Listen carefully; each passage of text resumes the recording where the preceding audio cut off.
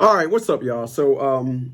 I have an individual that texted me, reached out to me for a text message, reached out to me via text message, and I did the typical.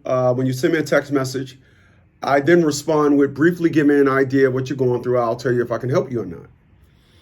The person responds back, well, first off, I'm a woman, or should I say, I'm a mom, and I foregoed protocol because I wanted to talk to and let you guys hear from a woman. So what I'm going to do right now is I'm going to give this individual a call and let you guys listen in.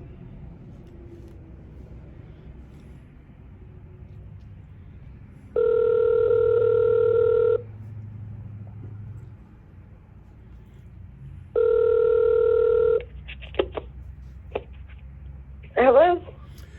Good evening. How you doing? I'm good. How are you today?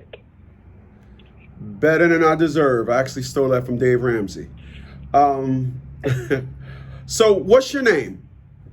My name is Christy. I'm sorry, say that again. Christy? Christy. Okay, Christy. Yeah. How you doing? My name is Chris. Oh, hi, Chris. Christy, here's what I would like for you to do. I'm going to give you 15 minutes of my time so you can tell me what's going on. So give me the long version, short version. I'm just eager to hear what you're going through from a woman's perspective. So I bet. Gotta be honest with you. It is exactly the same thing, just in reverse. Uh-huh. Literally, my ex-husband found out that I had an affair and took my kids and left the state, got custody of them, and not only was it an affair, but it was also with a black man that I'm still with today. Mm-hmm. So it added a lot of racial issues into the whole relationship.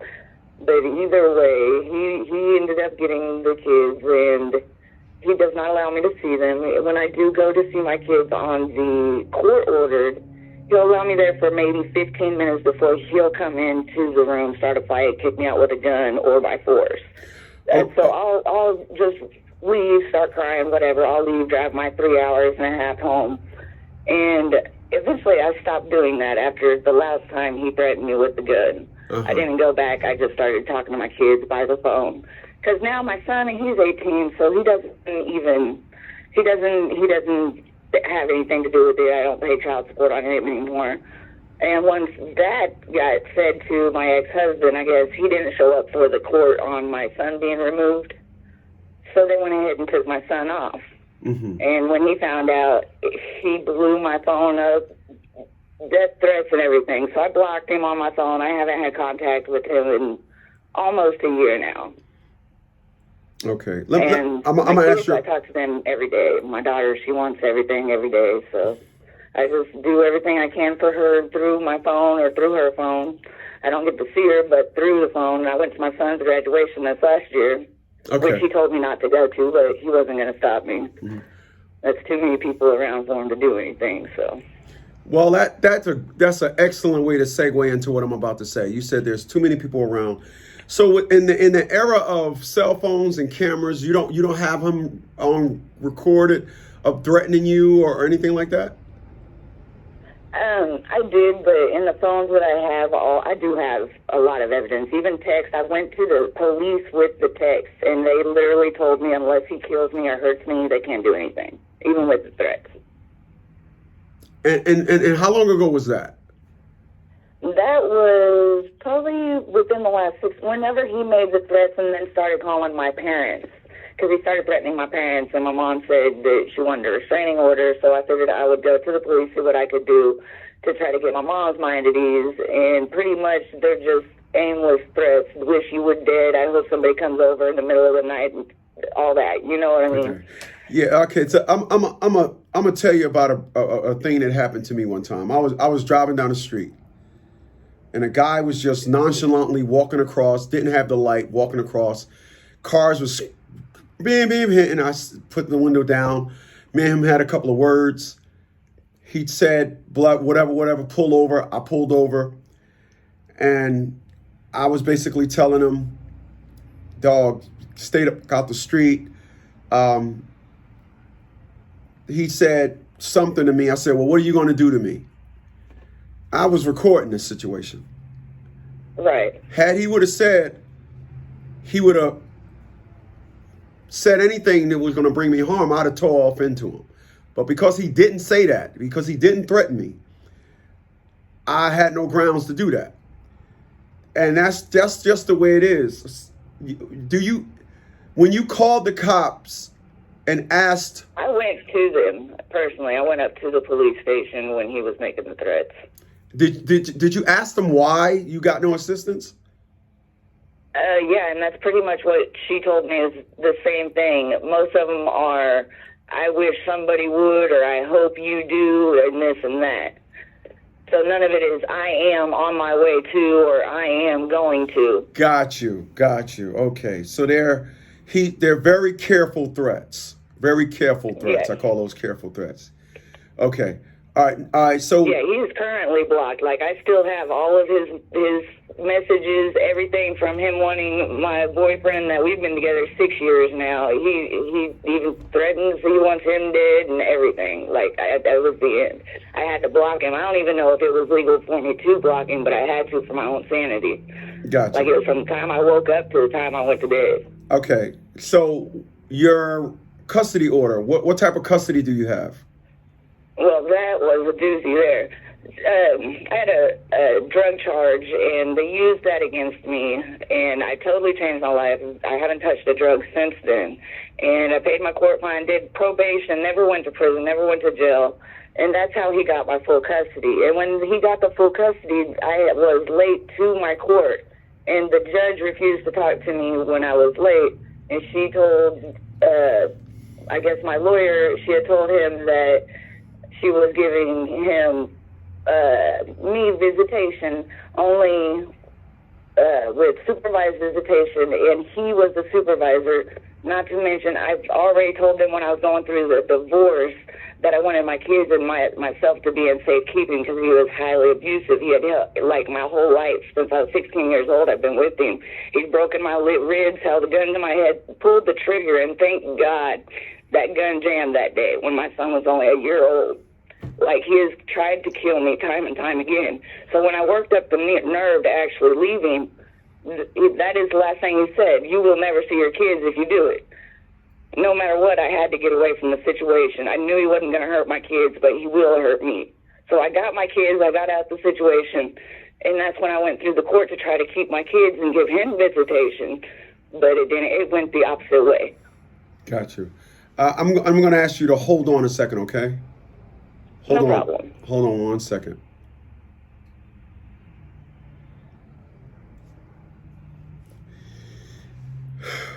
The amazing thing is,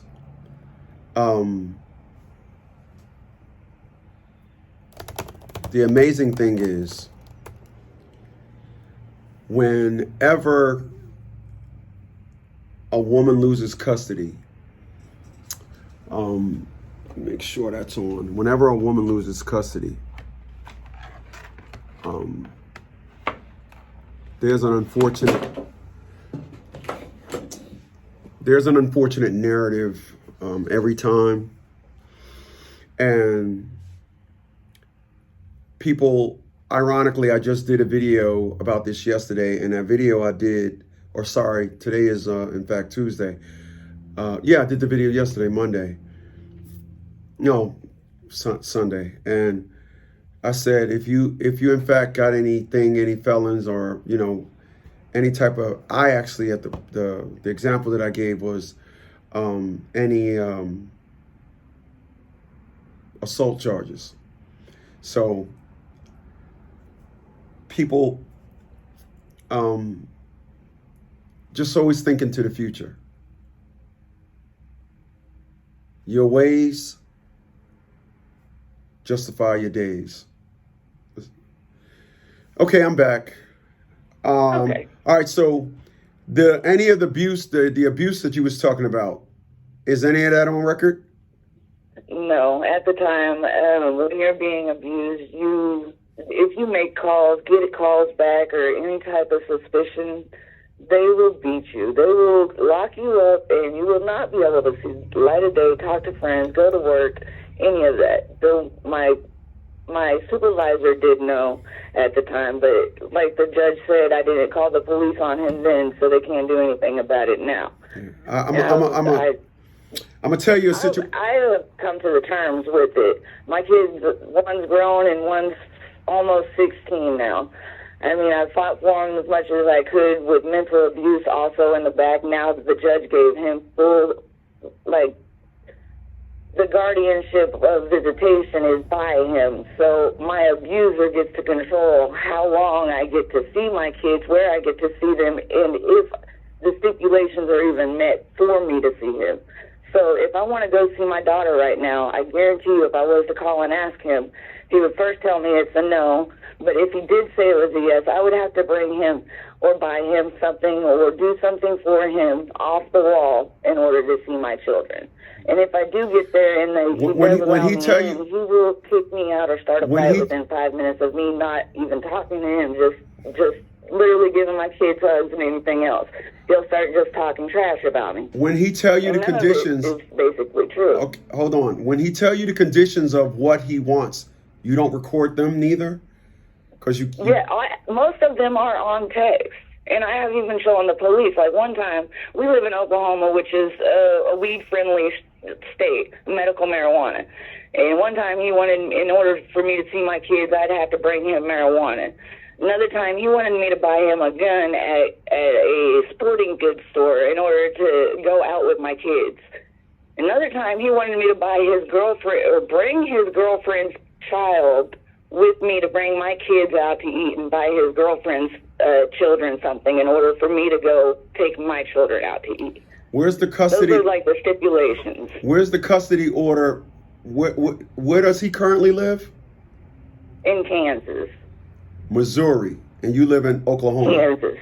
No, he's in Kansas. Kansas? Yes. Okay, Kansas. Okay, there's a Kansas City, Kansas, and then Kansas City, Missouri. Gotcha. Okay, and you're in Oklahoma?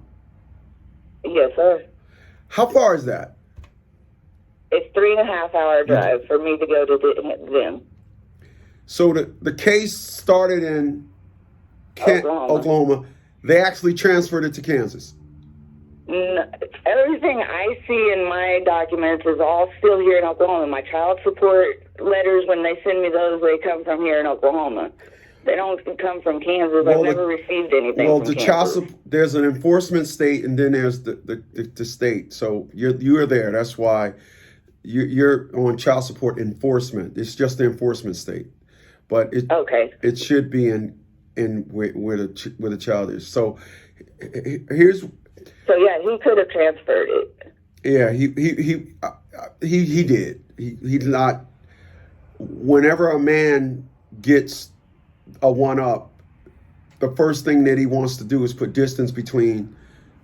Mothers do that a lot too. One of the things. Oh, he did a lot less than what he said he would do, because he promised I would never be able to see him again. He was going to disappear with them. But the judge put that stipulation that he wasn't supposed to move, and then he asked permission again after that, and she gave him the permission, and all he did was move to Kansas, thank God, because that's where his parents live.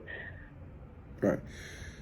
So, in summary, you sound like, and how old is your remaining child now? Your remaining minor, how old is he? 15. 15.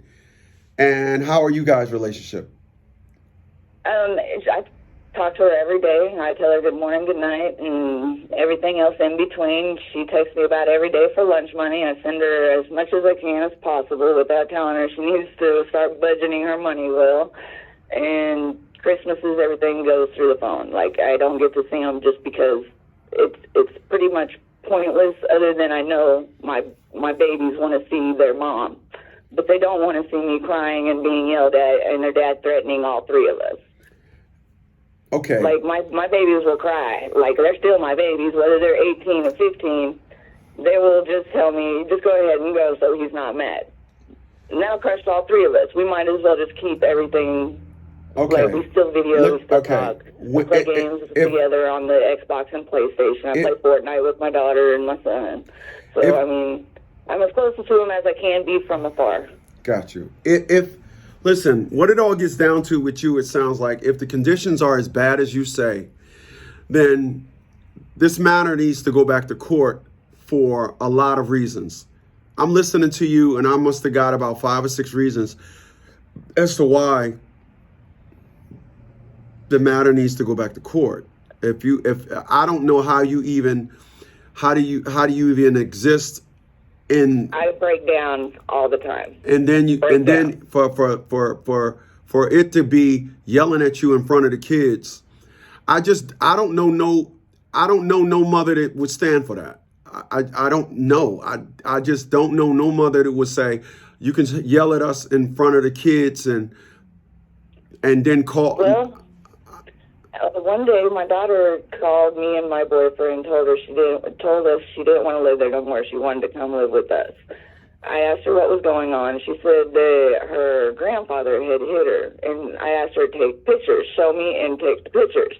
She showed me and took the pictures. I went straight over to a lawyer, showed them the pictures. They didn't do anything. I asked them if they'd take up my case, how much it would be and everything. They said I'd have to go to Kansas. So, yeah, I think you're right. They transferred to Kansas. And they said I'd have to drive down there in order to make the complaint. But nothing was done even when I complained by the phone to Kansas. They said that reasonable something. Either way, nothing was done. My daughter, I didn't hear anything. Hold on. Live with me because I think her dad probably yelled at her a lot. Hold on for a second. Hold on for a second. When you say nothing was done because you didn't do nothing. When you fighting, you got to throw convenience out the door. You can't call. Right.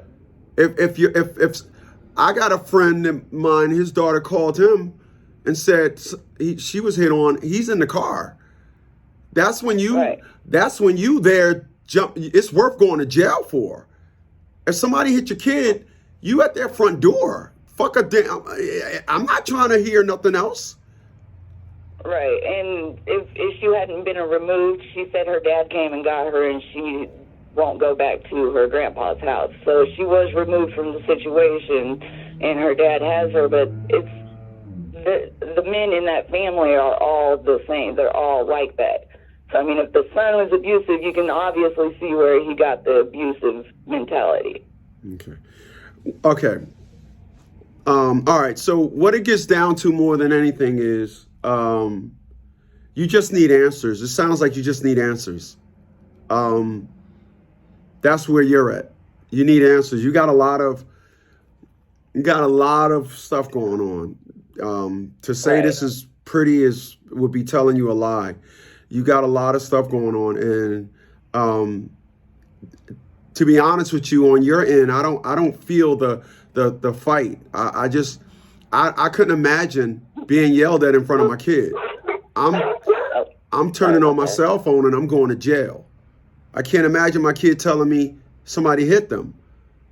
Right, and you gotta understand this was 3-4 years ago, so I'm almost 8 years into my divorce. So this isn't just today or anything. And I do understand where you're coming from, but I was going through my divorce and through a highly abusive relationship, and at the time, all I could see is my way out, and I knew my sick kids were safe with their dad because he'd never abused them before.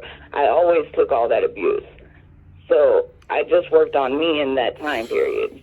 Gotcha. And I know it might seem like it was wrong, but that's all I could do. No, I get it. But that's where you're at. You just sound like you need answers. You know, that's where it would start with you. And fortunately, you ask the right questions, you get the right answers. So right. If I'm hearing you right, you got supervised visitation. Correct. Why? Why did they give you supervised visitation? I was late for that court, and that's what my lawyer told. At the end of all this, I accuse my lawyer of being best friends with his lawyer because he helped me nothing, with nothing at all, didn't say anything that I told him to say, didn't tell the judge about the abuse or anything. Well, the abuse, it's not relevant. Listen, my child's mom beat on me, but you know the relevance part of her beating on me? I can go to East Stroudsburg Medical and get my hospital records. You can't just be in court saying stuff if you can't prove it. If you felt as though at the time when you was being abused, it wasn't you whatever blocked you from doing something to put it on record, then it never happened. I made sure that when my child's mom was beating on me and she put me in a hospital, I made sure I called the ambulance. I made sure I went to the hospital so it can be on record. I knew what I was doing. You have a gun held to your head, and if you tell somebody you're going to die, we live in cell phone. We live in cell phone times now. I should have done and shouldn't have done. We live in cell phone times now. We live in a time of cell phones, and I hear what you're saying, but you're talking about kids, and we live in cell phone time. I have about 50 videos of my child's mom, because once I realized she was abusive, I made sure I recorded everything. And I ended up getting CSR on my phone, recording everything after it started getting wild. But beforehand, when I was I didn't get none of that. I understand. I have ever since. I've been collecting evidence ever since. Anything he does or says, but everything seems to be just under the line of illegal, just right at that line of being illegal, that they don't do anything. Gotcha. Well, that's where we're at. That's where it is with you. I can get answers for you. That's getting answers, and then you can understand how you can move. Because I asked you a question, and you told me because you was late. You can be late all you want to a custody hearing. They're not going to give you supervised visitation for being late. So you don't know. You don't even know why you got supervised. Yeah, I really don't know. And I assumed it was because they said that I was a drug addict and not unstable, which wasn't the case. Any of my court documentation can show you that I passed any of the tests they gave me, did my hair follicle, and I haven't touched anything. I've done everything I could in order to well, she said it was only supervised visitation, and as it went on, I can move on to regular. I think it was supposed to just be upon us, thinking that we got along, or I don't know. I really don't know because I missed it. Right. I got a 5:30 coming up, so that's where you're at. All right. Yeah, that's where you're at. If you want to bring us on board to help you get answers, I can most definitely do that. I'll just send you out some text messages of our pricing, but that's where you're at. You sound like you got a lot of stuff going on, and for you to be involved in this stuff and not have the answers, that's a head scratcher. Yeah. All right. Yeah. So I'll send that text message out to you. If not in an hour, because I'm gonna just jump right into my next consultation. I'll definitely get it to you. I appreciate all your help. Hey, no problem. You make sure you have a good evening, okay? All right, you too. All right. Bye. People, this is why I always tell individuals, ask questions. She was comfortable with telling me that she had supervised visitation because she was late. I then said, supervised visitation, nobody gets supervised, nobody, and I mean nobody, gets supervised visitation for being late. That's not a reason to get supervised visitation. Being late is not a reason to get supervised visitation. Then she says, oh, well, they said I was on drugs and I passed the follicles and everything. Well, obviously you didn't. Something is going on. But that's what it gets down to. Hopefully, you watch this, you can learn something from it. If in fact you need me for, I'm going to start another YouTube channel called the Child Support News Network, where I'm just going to be investigating child support issues. But that's just where it is, people. You have to know what's going on with you. 732-947-1988. Have a good night, y'all.